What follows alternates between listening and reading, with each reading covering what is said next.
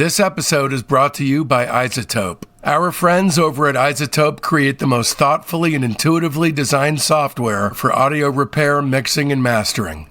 I use their tools every day for the podcast, and I love it. And I think you will too.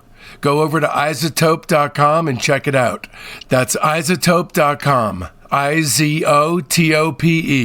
Use the code FRET10 at checkout for a 10% discount.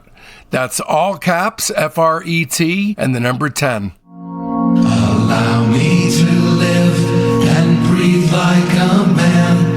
You've heard his words on classic albums like Pacific Ocean Blue and Friends.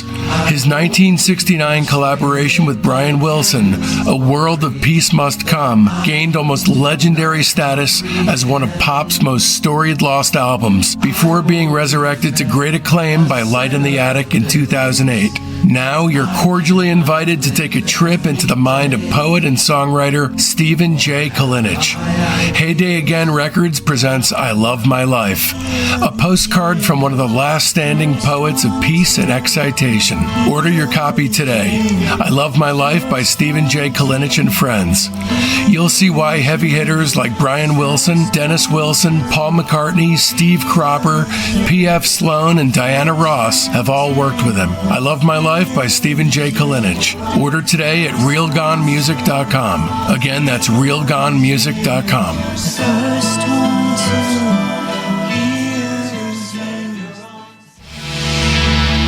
The second single from Future Prophet Records is here. Birthday Girl presents Never the Sound, available right now on Future Prophet Records. That's Future, Prophet, records.com. Order now.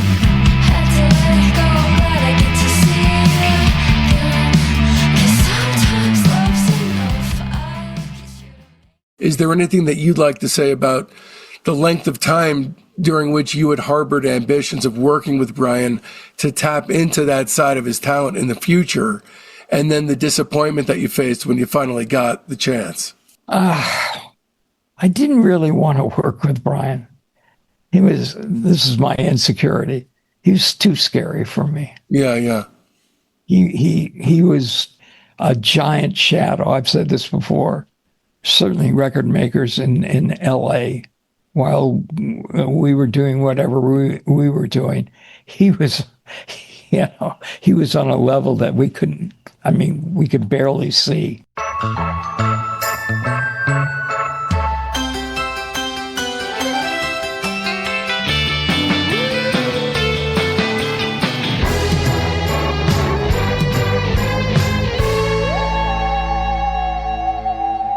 Welcome to another episode of Discograffiti's wildly in-depth Beach Boys series and Your Dreams Come True, where Brian Wilson freaks like you and me get our chance to delve deep into the barely believable history and prodigious discography of my favorite band of all time, and also coincidentally the best, along with a slew of over 50 top-shelf guests, ranging from musicians inspired by their work, family members, documentary directors, songwriting collaborators, Beach Boys authors, producers, touring band members, and for good measure, some of the Beach Boys themselves.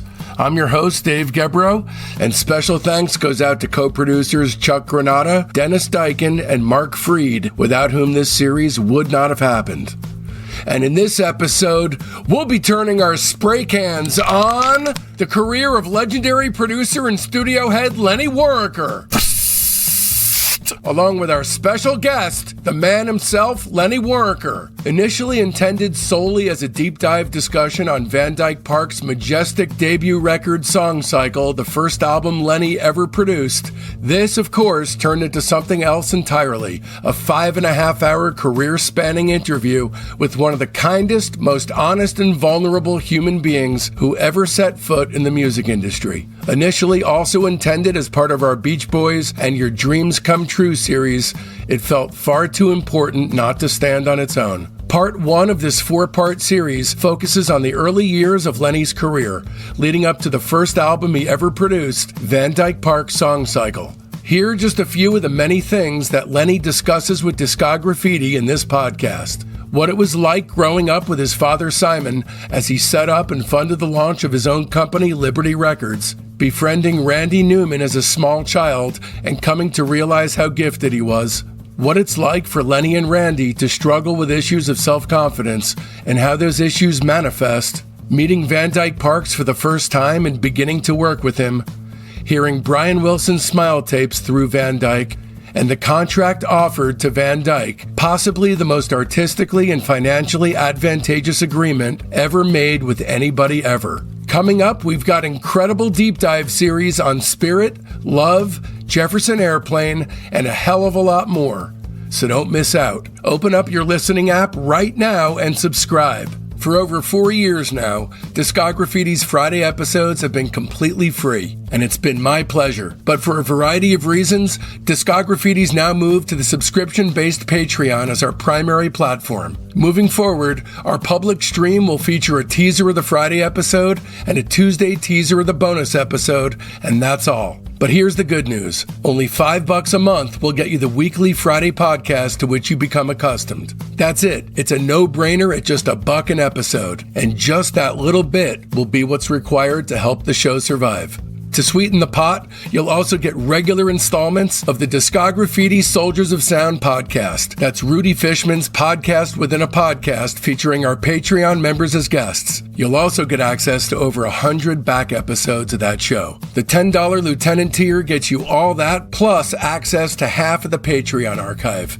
That's hundreds of additional episodes, plus copies of my personal show notes, which include invaluable research, star ratings, and reviews. But the $20 major tier is the place to be, unless you can support the show on even higher tiers, which, if you can afford it, offers substantial perks, including advertising on the show and selecting the guests and artists I cover. With the major tier and above, you get it all. The Monday bonus episodes, aka the best stuff, the Friday show, the Soldiers of Sound podcast, plus access to the entire archive. That's many hundreds of Patreon episodes, an absolutely endless barrage of music entertainment, including 50 episodes of The Private Press with Paul Major, Rock Cousteau, Queasy Listening, and so much more. This tier will also be the only way to access the entire upcoming Spirit series, the entire Love series, the entire Lenny Waronker series, and the entire Jefferson Airplane series. Frankly, it'll keep you busy for the rest of your life. So support the podcast that's been supporting you for years. Discograffiti's calling, and it needs you. So don't risk feeling guilty by not giving. But enough of me yapping. Go on, subscribe now. Visit patreon.com/discograffiti and find the tier that's right for you. And away we go then. Today's guest is a record producer and music industry executive.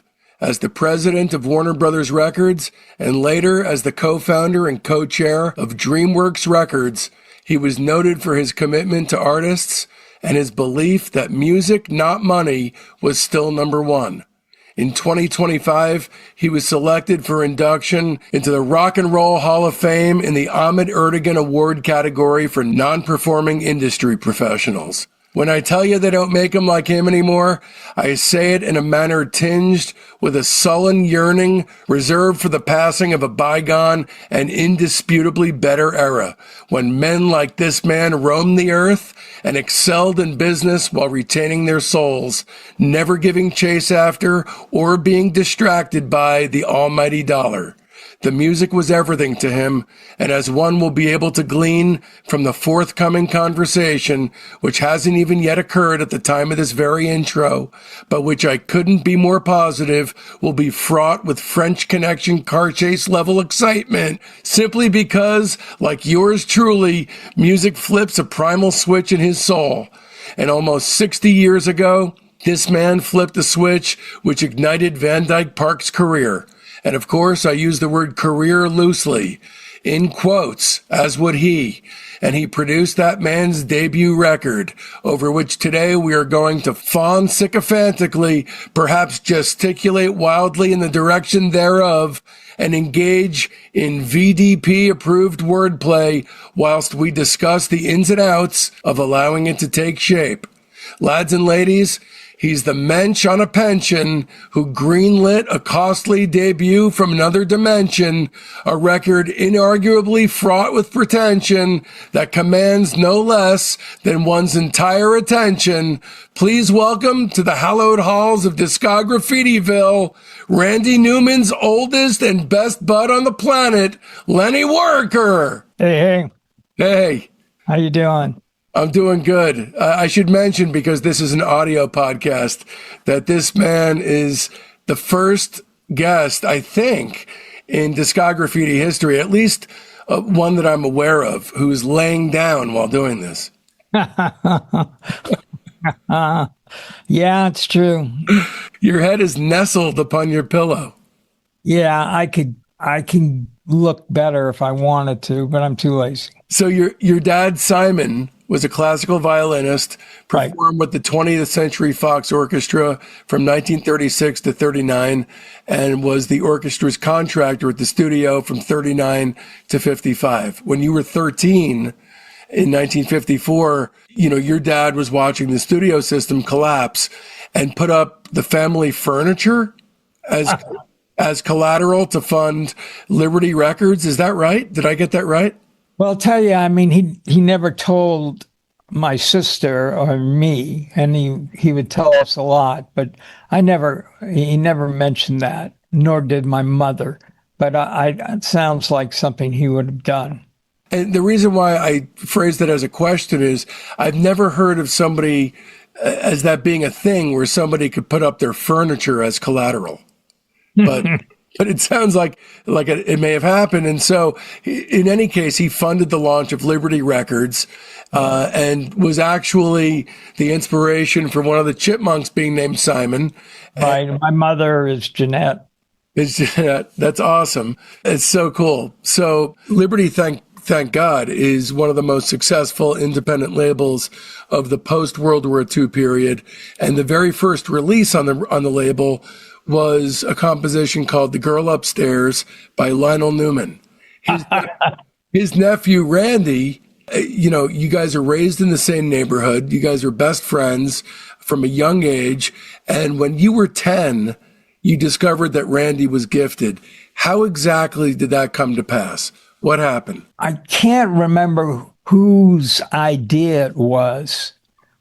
May have been Randy's father, who was also very musical, even though, he was a gifted doctor. And I think he was trying to encourage us to write songs or something. I don't remember. I do remember coming up with, a terrible little George M. Cohan-like song called General Jones or something like that. It was, in those days, the war was a part of our lives, and you don't forget stuff like that. So it sticks with you for a while. I wrote this thing, and then Randy played something, or there was a tape or something. I think we were together, but when I heard the melody, because that's all there was, the harmonic brain power that he has, I stepped aside immediately, knowing this is gifted. And if I can't do that, I'm not going to try. And I know I can't. But, if you don't mind, I can't stop thinking about these two incredibly successful people who are dealing with self-confidence issues. And I'm just thinking about, I'm really wondering how that manifests, especially when you have, you specifically, when you have a massive team under you and are you doubting what you do, or how does it manifest for you?